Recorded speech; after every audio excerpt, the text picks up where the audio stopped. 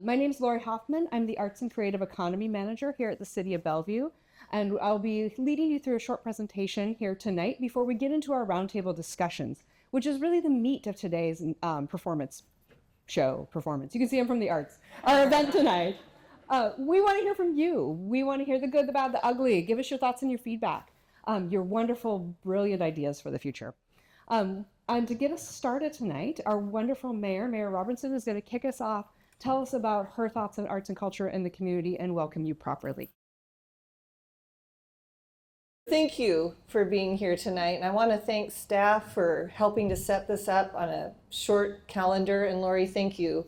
It was just so important to me that we bring our community into the room and have a conversation. You know, Bellevue, well, tonight you're going to be hearing about receivership. You're going to meet Shelley Crocker, who's acting in the role as receiver. And I don't know her that well, but I've heard so many good things about her.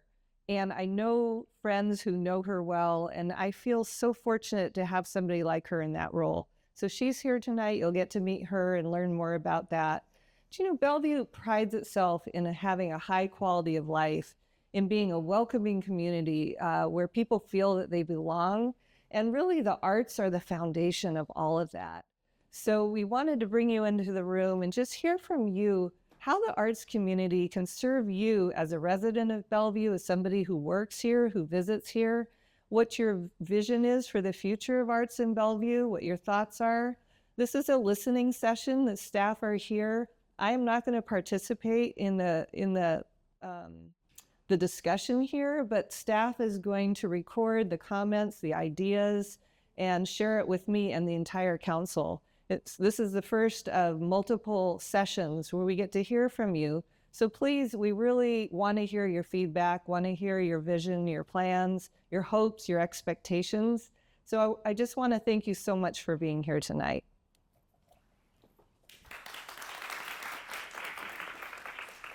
So I'm going to start us off tonight a bit. When we say arts and culture here in Bellevue, there's so many players that are part of that community. The city is one of those, and I'm going to run through some things that the city has done recently. And there's also this robust arts and culture nonprofit and for-profit community that we are lucky to have here in our community.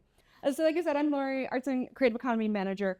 Our arts and culture team here at the city is 4 folks. I'm going to have them stand up and get embarrassed a little bit.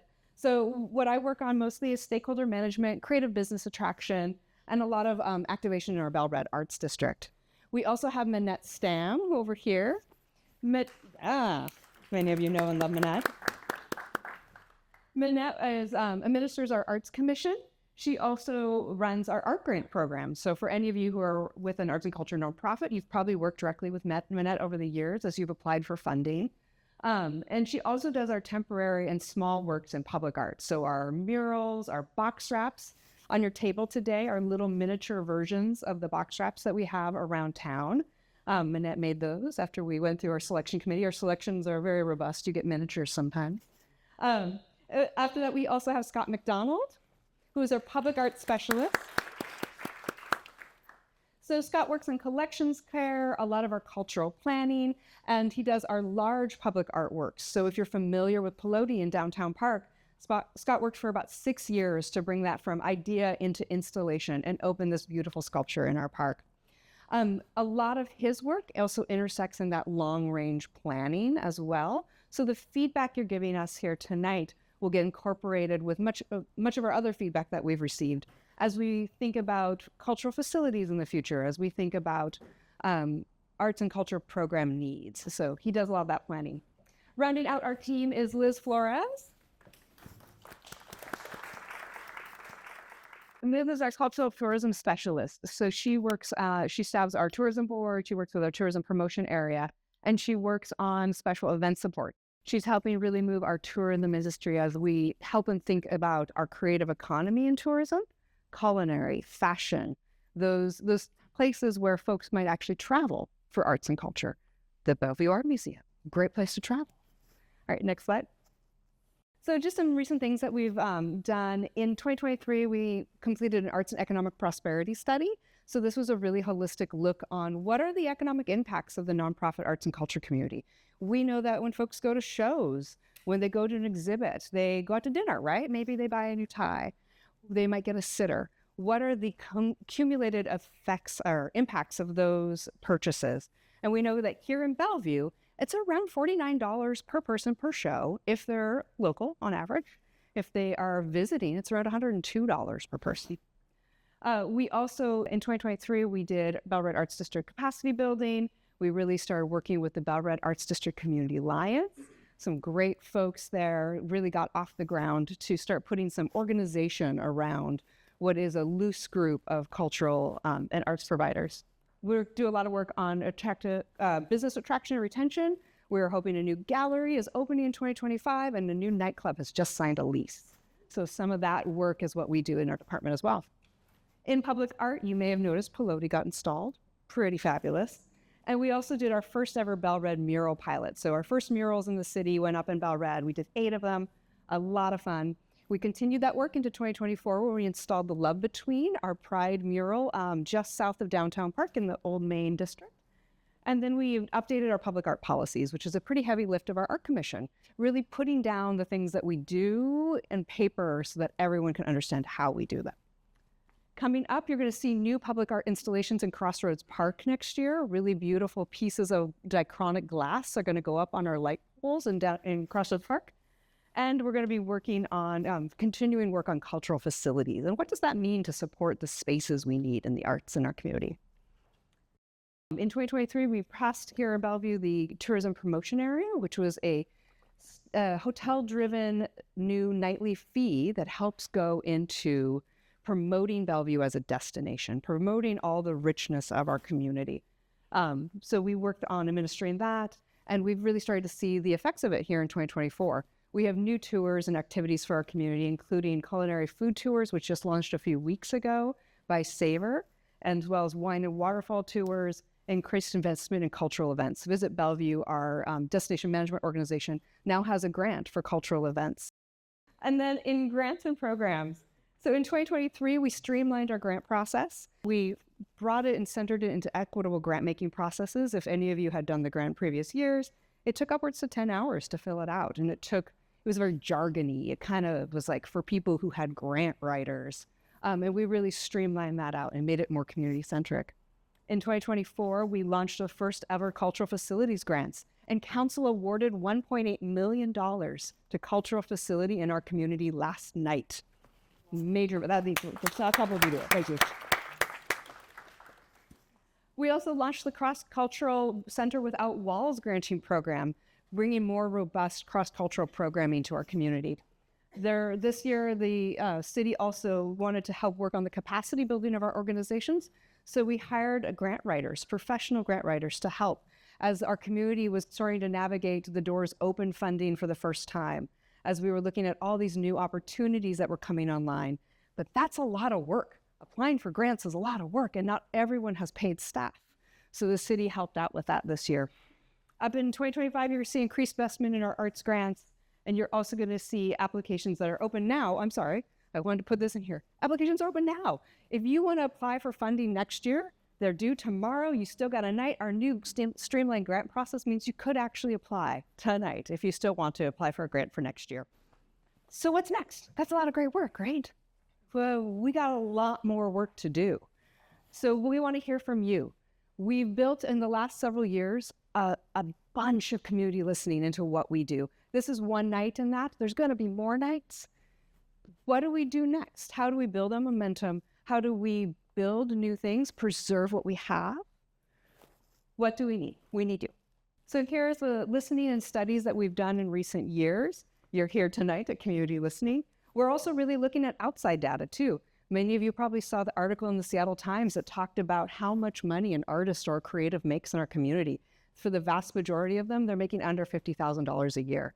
So we're thinking holistically when we say art spaces, not just our performing centers, our presentation and our rehearsal, but also where do our creatives live? How do they live in our community? We're going to move into 25 and 26 into a lot of planning. So this is the perfect moment for you to be telling us what you think. And things are changing and they're uncertain. And what do we do? the Bellevue Art Museum, one of our pillars in our community, has entered into receivership. What does that mean? How does it work? So this moment, I'm going to hand over the microphone to Shelley Croker. She is the receiver from BAM, who is going to be able to explain to you much more competently than I can what receivership is. So welcome, Shelley.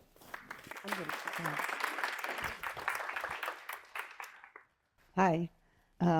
Okay, I think it's working, right? My name's Shelley Crocker. I'm the receiver of the Bellevue Arts Museum, as you've just heard. I'm going to tell you a little bit about my background and how I got here. I can tell you a little bit about what receivership is and why we're in it. And I'll talk a little bit about our future, although I don't have enough to say yet about that. And then I'm going to open it up for questions if people have questions for me. I think we don't have a ton of time, but I do want to give people a chance to ask. Okay, so my background is I was a commercial bankruptcy lawyer for 25 years, and 11 years ago, I left that practice behind. I don't practice law anymore, and I work with companies, usually companies in trouble, for-profit or nonprofit. I tell people I'm a generalist, so I've done a dairy farm, and I've worked with a pizza delivery company, and I've worked with several different nonprofits in different areas.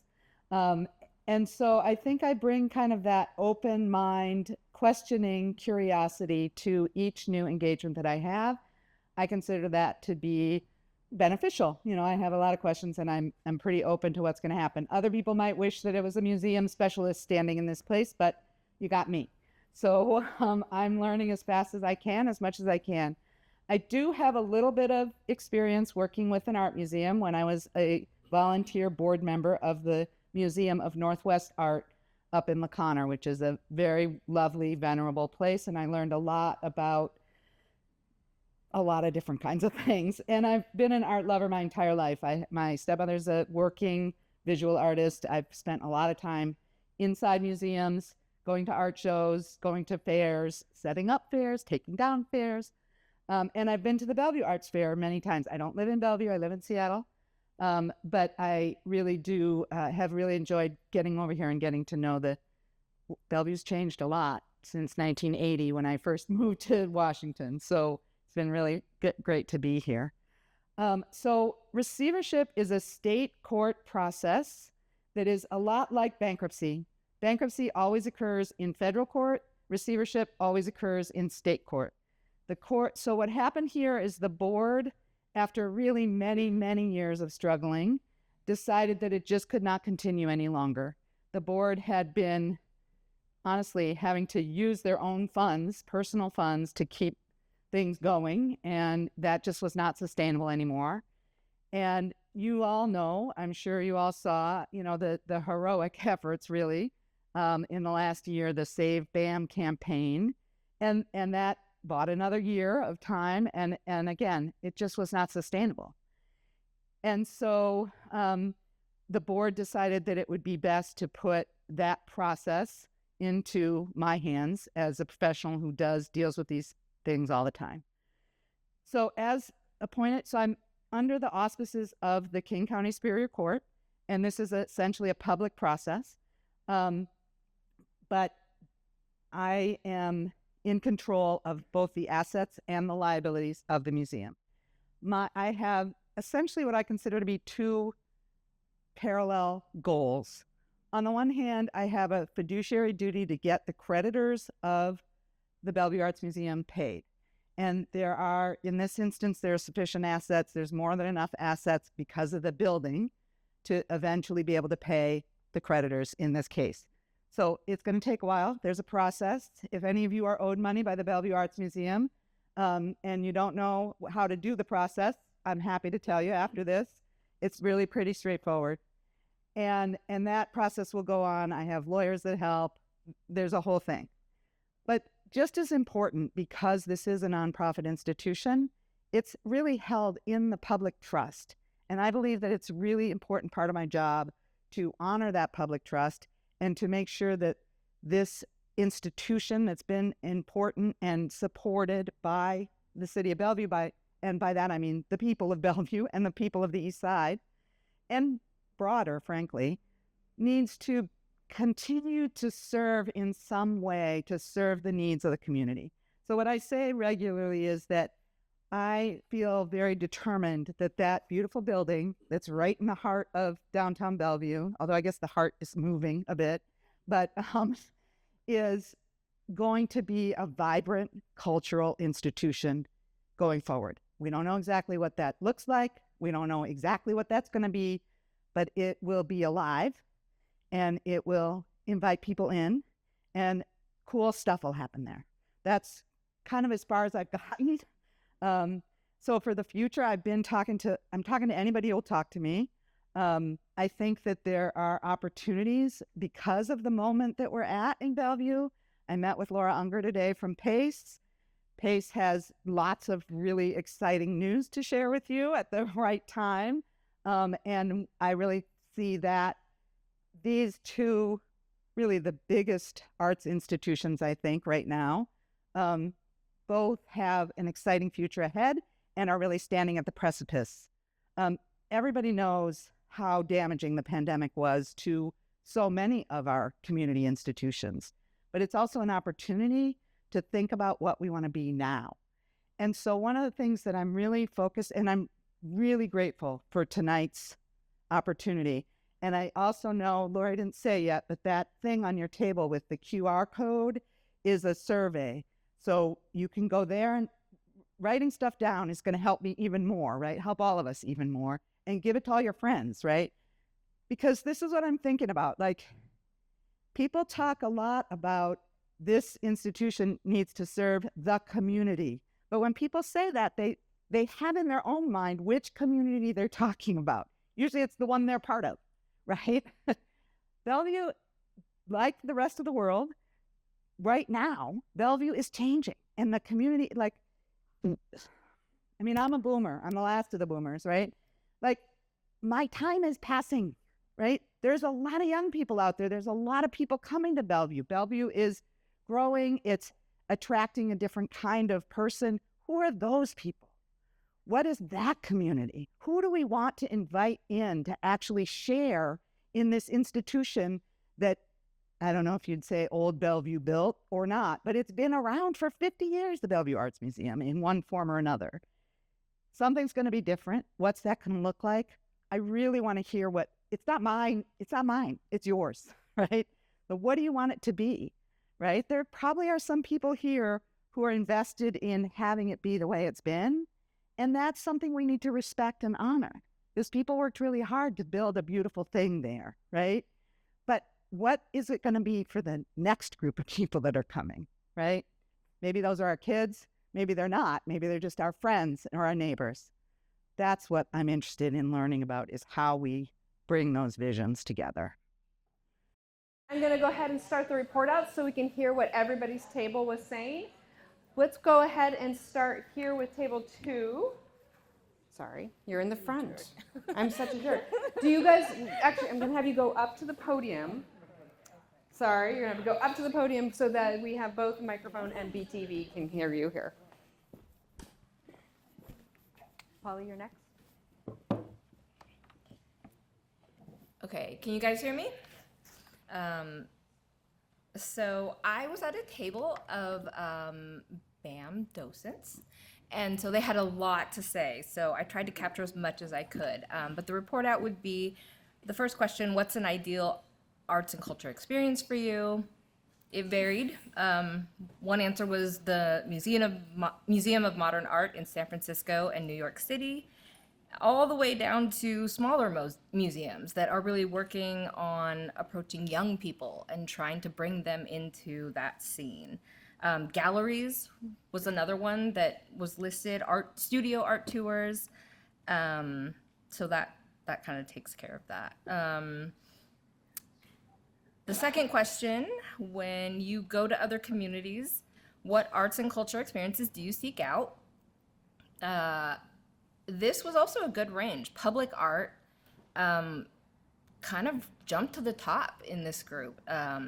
Murals are really, they're doing well. Art festivals as well. And then we had another aspect that was art in nature, looking for looking for ways to preserve our to preserve the environment so that we can view it as art. So I thought that was really interesting. Let's see. Architecture was another one that came up. That was the other one. Let's see. What is the most memorable art experience you've had in the last 5 years? So Seattle Art Museum's End of Life show was listed pretty highly. And then because we were a table of docents, they talked about tours with kids. That was really, really memorable for them. Being able to have these conversations with young people that are, as they put it, far more engaging oftentimes, based on the questions that are asked than you even have with adults. The other interesting one that came out was a show called the Wyoming Quick Draw.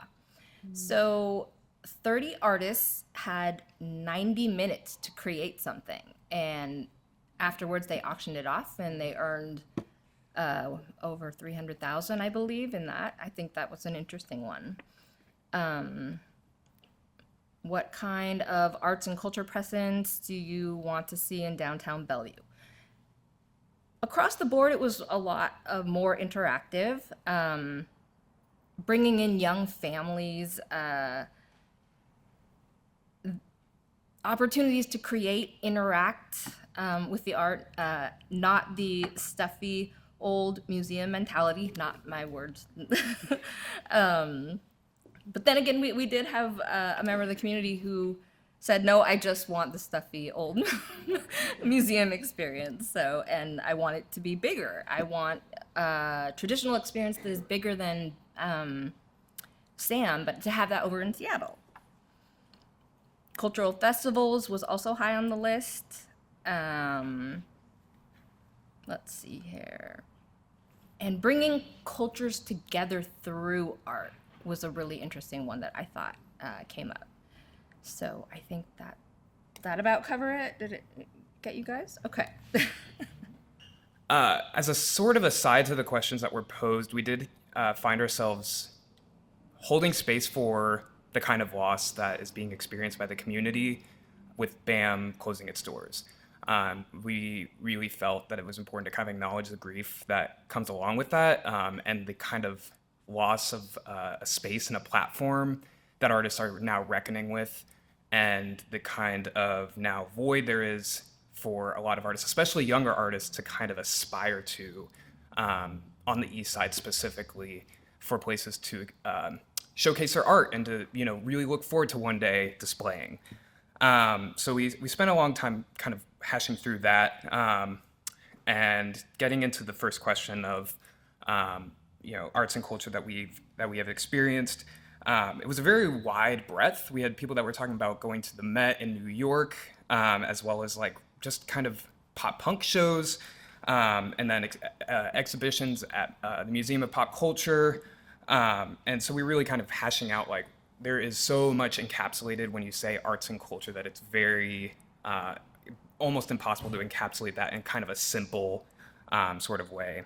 In terms of the kind of experiences people seek out for the second question, we had people talking about the different trolls that exist throughout the region, that there are like kind of a handful kind of plopped in different parts in, beyond, not just in Seattle, like beyond in different parts of the Puget Sound area. Music festivals and concerts was a big one, just like, especially like outdoor venues, really wanting to, the kind of venues where people like connect like what they're hearing with what they're seeing.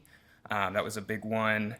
We didn't quite get to the third question because we were, kind of wanting to wrap up time, so we kind of skipped the third question for the final one of like, what kind of arts and culture presence do you want to see in downtown? And so some of the things that came up, people want to see extraordinary murals, things that are like really like colossal, like that are just like kind of, that are really awe-inspiring, kind of larger than life. All the murals we have there are great, but kind of wanting that sense of like, whoa.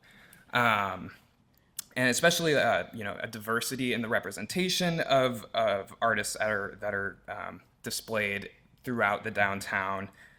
People wanted to see a bit more of like markets. Places where people can kind of vend and sell different pieces of art alongside food and clothing, and different places where kind of similar to the many different farmers markets that are around town, like having a similar selection of arts markets to go to. Performance spaces and live music venues was another big one that people were really hopeful to kind of see a bit more of. And not just live music, but like, kind of Broadway, like bigger theatrical production. There was a stated desire for more of that in downtown. A bit more integration of arts education to kind of involve especially like younger people, or just people wanting to get more artistically engaged, having a bit more of those opportunities in downtown. People want to see a little bit more busking, a little bit more of that spontaneity of space. And a little bit more of like mindful choice of like place, and in terms of when art is placed, like where a little bit more sense of the integration with the place that it is installed.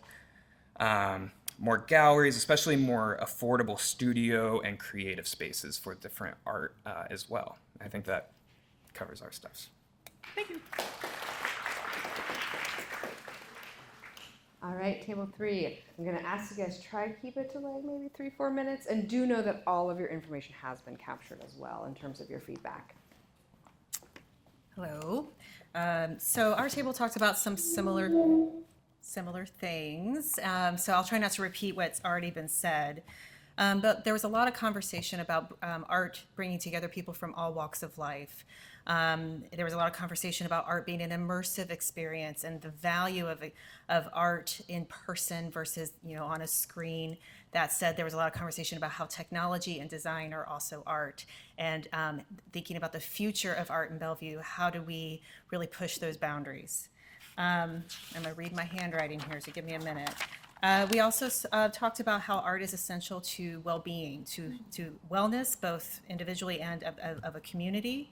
It promotes cultural understanding. It pushes our minds. It pushes dialogue, pushes discussion. Some of that discussion can be uncomfortable, but it's important. We talked quite a bit about maybe a little bit about the future of BAM at our table. We have some folks who are affiliated with the board and the community, and just sort of what they are wanting to see. There was a lot of talk about bringing in young people into the future, but just folks from all walks of life. Let's see. When thinking about what types of arts experience folks look for in other cities, they talk about museums, theater, music, dance, opera. Similar to what I think you would see probably in Seattle, but there's a sort of a sadness that people aren't coming here to Bellevue for that, and there's a desire to get people to come here. So we got to start bringing money to Bellevue for the arts. And then I think there was a lot of conversations towards the end where we talked about representation and the need for art, not just by people of color, but also spaces and experiences led by people of color. And there were some ideas about, retelling the story of immigrants, retelling those stories around and intersecting between a lot of other stories as well.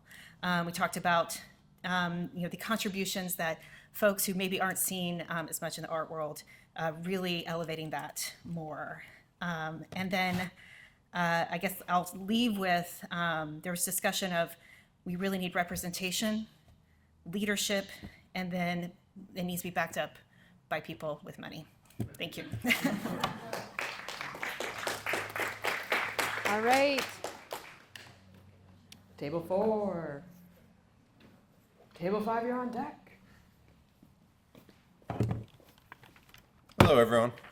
Can you hear me okay? Okay. Our table had a great conversation. I'd say the big themes were around wanting to create places where people felt both comfortable, but then also places that challenged you. I think that was a really common theme. Really places where you want to walk in the door, you feel recognized, you feel seen, but then also, and maybe these aren't the same places, but also places where you can walk in the door and it makes you think differently. It might motivate you to try a different art form, to meet a different community. and Bellevue really needs that. Um, and then also just that art is not self-sustaining and that it needs reinvestment, continual reinvestment, both from our new communities that are coming in, new residents, new generations, but also financial. And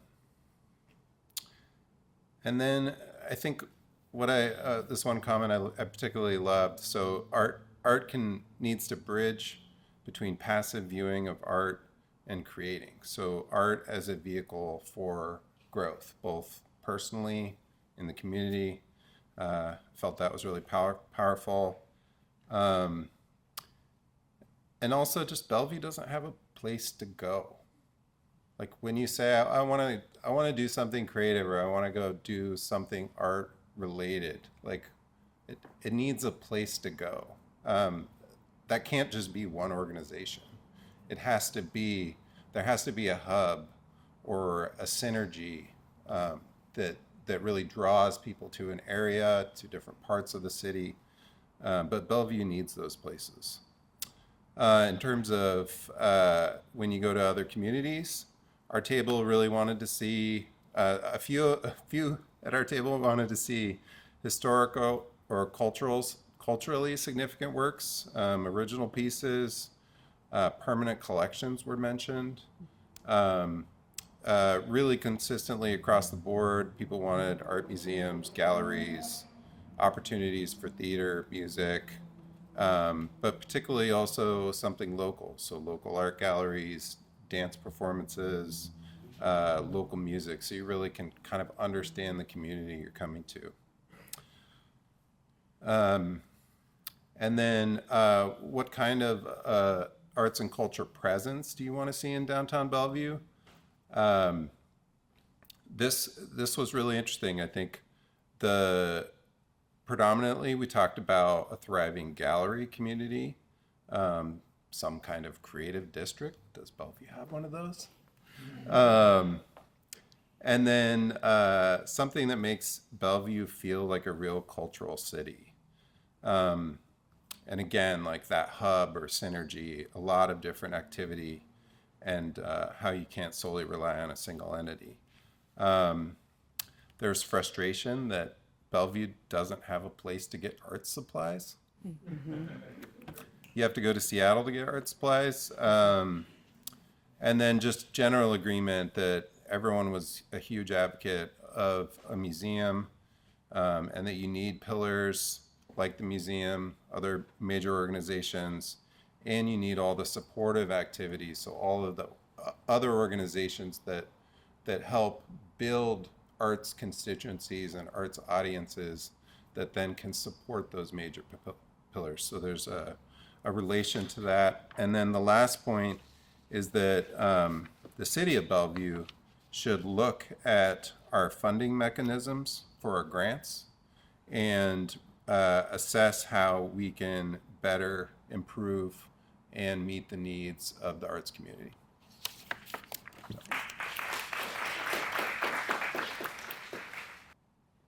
Okay, so had a really great group, another group of BAM docents, as well as the Kids Quest Museum. So we were very excited to chat about what we'd like to see and what an ideal arts and culture experience is for this group. I'm just going to run through a couple of the themes that I heard, and we kind of popped around with the questions, so it's all kind of jumbled together. But some of the things that I heard, just the need for art to be able, so that you can find your balance as a person and as a community, and the fact that it's so important for people to be able to have that space for them personally. Heard a lot about kind of memories or memorable shows that people have experienced in the past. So things like the Paper Dresses show from a few years ago, the Madeleine Albright Pin show as well, and that being kind of an experience where someone shared that it was an opportunity to connect with her daughter, and because she remembered the stories and the Madeleine Albright wearing these pins. A little bit about arts and culture presence that people said that they wanted to see and some of the stories there. Just that it's important to have shows and experiences and arts and culture amenities that bring in a broad audience. And the fact that it's important to appeal to everyone, especially when, in the case of the Bellevue Arts Museum, shows can be very expensive. There was a feeling that Bellevue Art Museum should celebrate Bellevue's arts as opposed to arts from other communities. It should celebrate Bellevue itself. Some feelings about desiring spaces that are accessible to everyone, and the fact that avant-garde is good, but it also needs to be balanced. It's important to be able to have something for everyone. And a really good comment that I think summed up what I think our group was feeling in terms of what arts and culture presence people want to have was the desire for awe, attention, wait, exhale, in downtown Bellevue. So somewhere that you can have peace, somewhere that you can look and see and have a really jaw-dropping experience was something that I thought really resonated. Some additional really great conversation, but those were the big themes that I heard.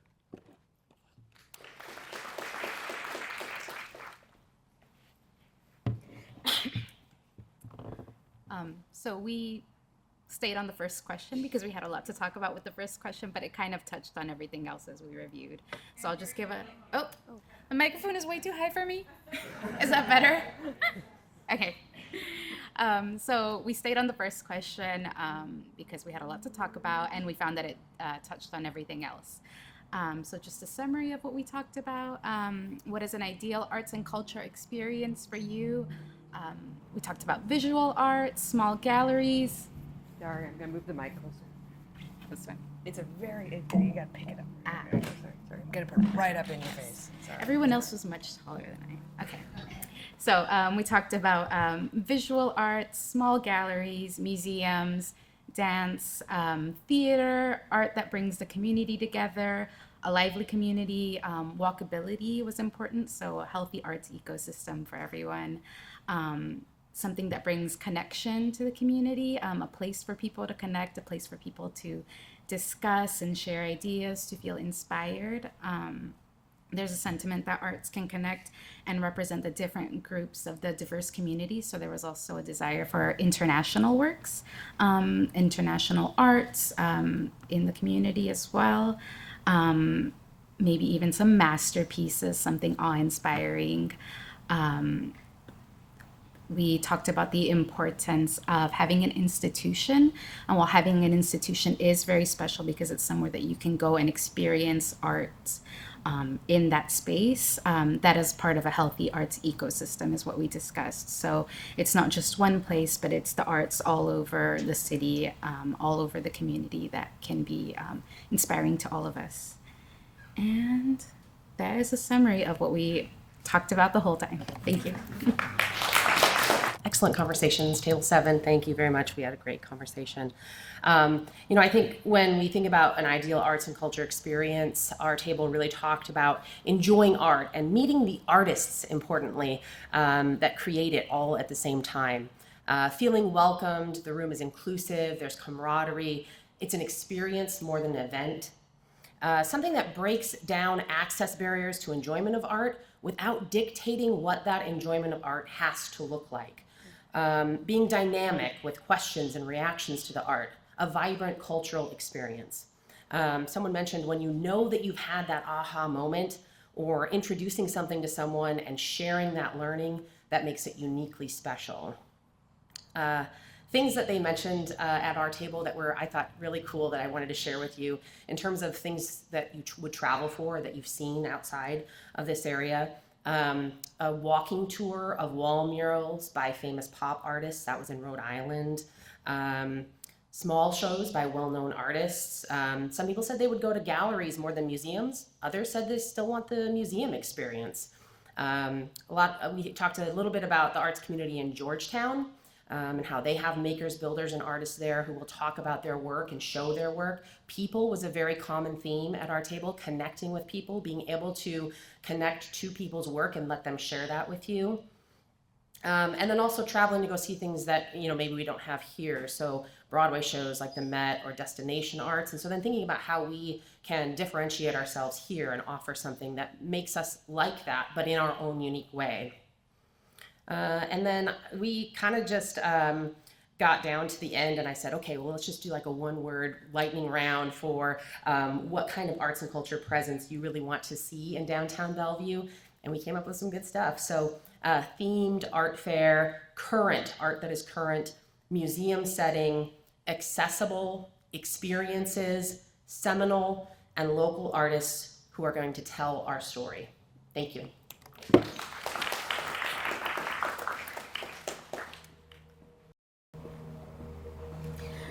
All right, last but not least, I had table 8. And our conversation kind of led to a lot of ideas for Bellevue. We talked a little bit about SAM versus BAM. We talked about posters. Why don't we see posters of stuff happening around Bellevue? We also, I think, a great quote from one of our table members was, art has to be good and it has to be presented in a place that supports the art, whether that be climate or where it is in the city, how accessible it is. So to get down to all of our ideas that we came up with, it could be great to see more studio tours in Bellevue, have artists open up their space, similar to what Tacoma does. Our table thinks we should study Edmonds because it is very successful in how it supports arts and culture. We want to see more art experiences for children and more broadly, more accessible art that embraces the diversity of Bellevue, more art walks and art nights, more galleries to support these art walks and art nights, more gathering spaces for people before and after events. Maybe you want to, get some caffeine to get you through the night. Maybe you want to have a drink after and talk about what you just saw. More drop-in experiences for art where I don't need a ticket was something that someone brought up. So, maybe I go elsewhere to go see the symphony, but I also want something in my community where I can just wander around and drop in and see what's going on. We also had an idea of a QR code that you could scan and could take you on a journey through all the different art and offerings downtown, direct people to new experiences. Interactive qualities of art, Emerging Radiance was brought up as a good example of bringing people into a space for free, and then maybe they go and experience that space with a ticket. So those experiences that bring people in, it's interactive, it's educational, it tells Bellevue's history. And then pop-ups, more temporary artworks, and use the storefronts, empty storefronts. Bellevue might not have very many, but they're out there. So Shun Pike's program was used as an example. That sums up the ideas for Bellevue that we came up with at our table. Now I'll pass it over to Lori, who I think has some closing remarks. I do. I'll make some up. I want a big one more round of applause for all of you for taking the time out of your Wednesday to do this. I want to remind you that there's a QR code at your table. Please do snap that if there's any further feedback you have. This is not, as Shelley said, this isn't a tomorrow solution. This isn't a right now thing. Arts and culture are always changing and evolving. We are nothing if not creative, and we are nothing if not persevering. Persevering, is that a word? Perseverance? We hold perseverance? If there's anyone that can create a good solution, is the people in this room and the people who hold arts and culture dear.